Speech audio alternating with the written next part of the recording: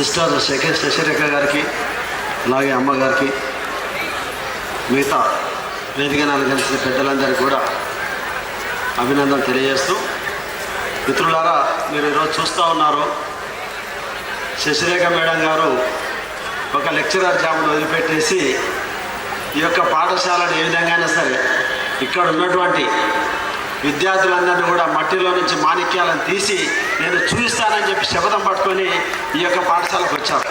లేకపోతే ఆమె సంపాదించాలంటే ఎన్నో లక్షల రూపాయలు సంపాదించాలి లెక్చరర్ ఉండి కాదు, ఇక్కడ ఏదో ఒక అద్భుతాన్ని సృష్టించాలని చెప్పి వారు ఇక్కడికి వచ్చారు.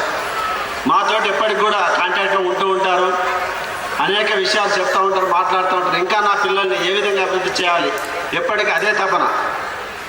మేమంటే మీరు అది ఇంకా అంత ఎక్కువ చేస్తే మీ గొంతు పడిపోయి అట్లా ఆరోగ్యం దెబ్బతింటుంది మేడం, కొంచెం రిలీఫ్ తీసుకోండి అని చెప్తూ ఉంటాం. ఏమాత్రం కూడా రిలీఫ్ అవసరం లేదు, నా విద్యార్థులు ఏదో ఒకటి చేయాలని చెప్పి అనుకుంటారు. కాబట్టి ఇక్కడ చూసాము, పిల్లలంతా ఎంత మంచిగా కార్యక్రమం చేశారు. నిజంగా మీరు సినిమా షూటింగ్లు హెచ్ఎండి కాలనీలో జరుగుతుంటాయి, చూశారని ఎంతమంది చూశారు? హెచ్ఎండి కాలనీలో ఎవ్రీడే షూటింగ్ నడుస్తూనే ఉంటాయి.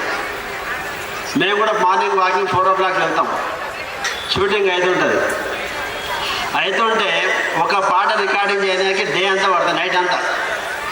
కానీ ఇక్కడ మన పిల్లలు పాట స్టార్ట్ చేసినట్టు ఎండింగ్ వరకు సమస్యలు కంటిన్యూగా, వాళ్ళకి రేటా మన పిల్లలకి రేటా చెప్పండి.